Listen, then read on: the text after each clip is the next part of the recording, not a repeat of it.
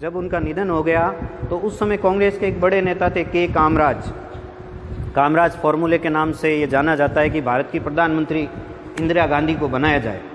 उस समय जो सबसे प्रबल दावेदार थे मोरारजी देसाई को दरकिनार करते हुए कांग्रेस ने श्रीमती इंदिरा गांधी को भारत की प्रधानमंत्री बनाया।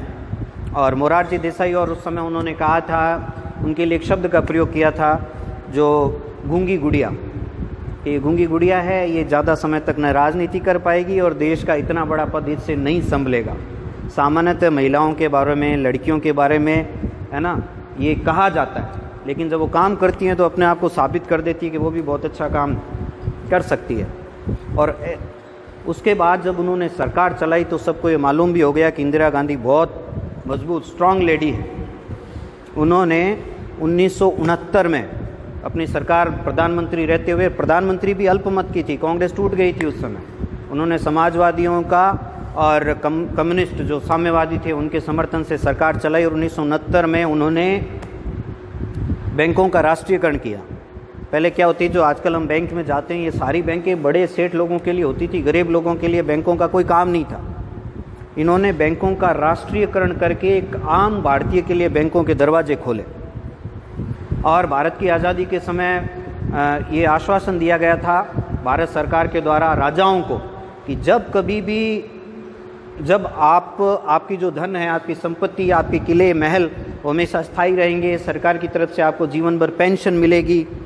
लेकिन वो बहुत बड़ा भार था देश के ऊपर, किसी की हिम्मत नहीं थी कि राजाओं के विशेष अधिकारों को समाप्त किया जाए।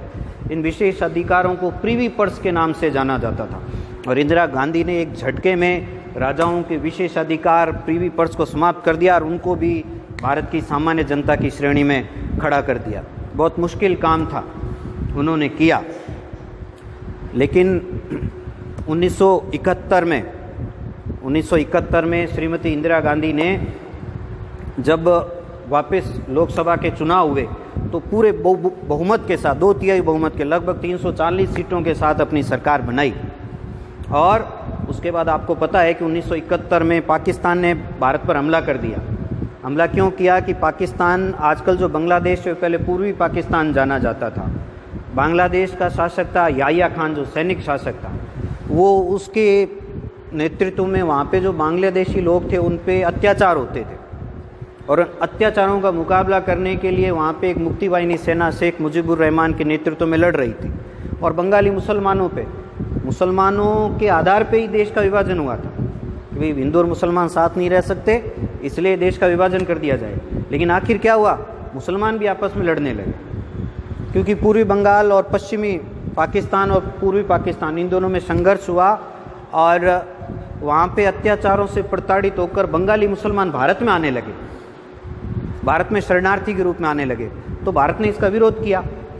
इंदिरा गांधी ने, भारत सरकार ने, सेना ने रोका, लेकिन वो रुके नहीं। तो पाकिस्तान को कहा, तो पाकिस्तान ने भारत के जो एयर कैंप थे, एयर बेस थे, जोधपुर, गुड़गांव, पठानकोट, इसमें उसने एयर स्ट्राइक कर दिया, अपने हवाई जहाज़ों से, फाइटर जेट से हमला कर दिया। तो फिर 1971 का युद्ध शुरू हुआ। और आपको पता है कि 1971 के युद्ध में पाकिस्तान के 90,000 सैनिकों को बांग्लादेश की सीमा पर भारत की ये सेना ने आत्मसमर्पण करवाया था। और ये सब संभव हुआ था इंदिरा गांधी के नेतृत्व में। और इससे बड़ी जो महत्वपूर्ण बात थी इंदिरा गांधी की, उन्होंने राष्ट्र को, इस देश को मजबूत करने के लिए 1974 में क्या किया था, पहला परमाणु परीक्षण किया था। भारत को परमाणु संपन्न राष्ट्र किसने बनाया था, इंदिरा गांधी ने। और इसलिए जो बाद में जो प्रधानमंत्री रहे थे श्री अटल बिहारी वाजपेयी, उन्होंने इंदिरा को एक बहुत उपाधि दी थी कि इंदिरा एक सामान्य स्त्री नहीं है, ये क्या है, दुर्गा का अवतार है। इतनी बड़ी उपाधि उनको दी थी। लेकिन वास्तव में होता क्या है कि कोई व्यक्ति अपने आप में पूर्ण नहीं होता, कई बार ऐसे निर्णय लेता है जो कई बार गलत भी होते हैं, है ना। ऐसा नहीं कि कोई बड़ा व्यक्ति तो उसने अपने जीवन में जितने निर्णय लिए वो सारे सही होंगे। उस समय एक फैसला आया कि 1971 में जब वो प्रधानमंत्री बनी थी ना, तो प्रधानमंत्री कैसे बनता है, कोई चुनाव लड़के जीत के ही बनता है ना। 1971 में जब चुनाव हुए थे तो वो इलाहाबाद से लोकसभा का चुनाव जीती थी। उनके सामने राजनारायण नाम के एक व्यक्ति थे जो उनके सामने चुनाव लड़े थे और राजनारायण चुनाव हारे थे। लेकिन बाद में राजनारायण चुनाव हार गए तो वो न्यायालय में गए थे, इलाहाबाद हाई कोर्ट में, और उन्होंने कहा कि इंदिरा जी ने चुनाव में धांधली की है। तो इस कारण 1974 में इंदिरा जी का चुनाव रद्द कर दिया गया, यानी उनका एक लोकसभा का जो उम्मीदवारी थी वो रद्द कर दी तो फिर प्रधानमंत्री कैसे रह सकते थे। तो इस परिस्थिति में उन्होंने देश में आपातकाल लागू कर दिया 1975 में। और आपातकाल का मतलब ये है कि सारी शक्तियां सरकार के हाथों में आ गई, सारा लोकतंत्र भारत में एक तरह से समाप्त हो गया। और विपक्ष ने उस संबंध में आंदोलन भी किया। उस समय कुछ इंदिरा गांधी से गलत निर्णय भी हो गए, उस वजह से उनकी आज भी आलोचना की जाती है। लेकिन ये थोड़ा रिसर्च का विषय, शोध का विषय है कि कोई तो परिस्थिति रही होगी जिसके कारण उनको ऐसा फैसला लेना पड़ा। हालांकि 2-2.5 साल तक आंदोलन चला, दोबारा चुनाव हुए तो इंदिरा गांधी के अपने निर्णय का कारण उनको दोबारा बुरी तरह से हार का सामना करना पड़ा और देश के प्रधानमंत्री मोरारजी देसाई बने। लेकिन 2 साल के बाद जब जनता पार्टी की सरकार टूट गई और दोबारा जब 1980 में चुनाव हुए तो पूरे बहुमत के साथ उन्होंने वापस सत्ता पे अधिकार किया और देश की प्रधानमंत्री बनी वो तीसरी बार। और इस समय उन्होंने बहुत देश के लिए, बहुत विकास के लिए काम किए। उनका व्यक्तित्व पहले से और अधिक निखर के आया। उस दौरान उनका सहयोग उनके जो पुत्र थे संजय गांधी किया करते थे। लेकिन दुर्भाग्य से 1981 में एक विमान दुर्घटना में संजय गांधी का निधन हो गया। उसके बाद श्री राजीव गांधी जो बाद में देश के प्रधानमंत्री रहे थे, उन्होंने वो पायलट का काम करते थे, पायलट की नौकरी छोड़ करके वो पूर्णतः राजनीति में आए और इंदिरा जी का सहयोग करते थे। लेकिन 1984 में जैसे कि मैंने बताया कि इंदिरा जी का इस तरह से खालिस्तानी आतंकवादियों ने उनकी हत्या कर दी, और अगर वो जीवित रहते तो हो सकता है इस देश को अपने को और लाभ होता। ऐसे कई निर्णय थे जो उनके नेतृत्व में होने थे, वो रह गए शायद। लेकिन उन्होंने अपने जीवन में जो कुछ भी किया, जिस दिन उनकी हत्या हुई थी उससे पहले एक दिन वो उड़ीसा के भुवनेश्वर में कोई जनसभा को संबोधित कर रहे थे। तो उनको अंदेशा था कुछ इस बात का कि उनके साथ बुरा होने वाला है, या फिर ऐसी कहते हैं ना, व्यक्ति की मृत्यु का थोड़ा पहले एक काल्पनिक आभास हो जाता है। तो उन्होंने एक बहुत प्रसिद्ध भाषण दिया था, वो आज भी सुना जाता है। इंदिरा गांधी ने कहा था कि मैंने अपना जो पूरा अपना जीवन है उस देश की सेवा में लगाया, इस देश की जनता की सेवा में लगाया है, और जब तक मैं जीवित हूँ उस देश की सेवा करती रहूँगी।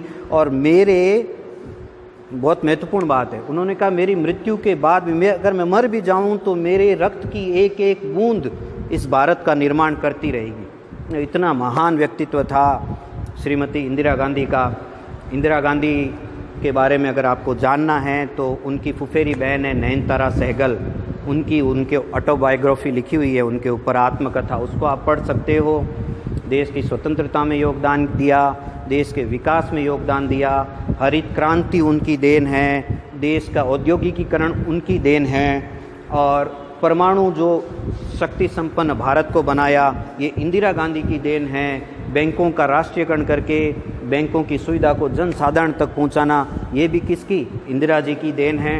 और वास्तव में इंदिरा जी के नेतृत्व में जब भारत के 7 देश हुए, जो स्वतंत्र हुए थे देश, पाकिस्तान, बांग्लादेश, इनमें अशांति फैली रही और उन्होंने देश को एक मजबूती प्रदान की। इसलिए हम इंदिरा गांधी के आज के दिन स्मरण करते हैं, और अगर वो जीवित होते तो वास्तव में बहुत समय तक राजनीति करते और इस देश को और लाभ होता। ये इंदिरा गांधी के जीवन के बारे में है। अब हम आते हैं राष्ट्रीय एकता दिवस। मैंने इंदिरा जी का इसलिए कहा पहले आपको जीवन का वर्णन कि इंदिरा जी जैसे ही लोगों के कारण ये जो हम राष्ट्रीय एकता है ना, राष्ट्रीय एकता दिवस हम स्मृति में मनाते हैं सरदार वल्लभ भाई पटेल के। लेकिन सरदार वल्लभ भाई पटेल तो 1950 में गुजर गए थे। तो उनका जो स्वप्न था ना, उनका जो स्वप्न था देश को ताकतवर बनाने का, वो स्वप्न को साकार इंदिरा जी ने ही किया।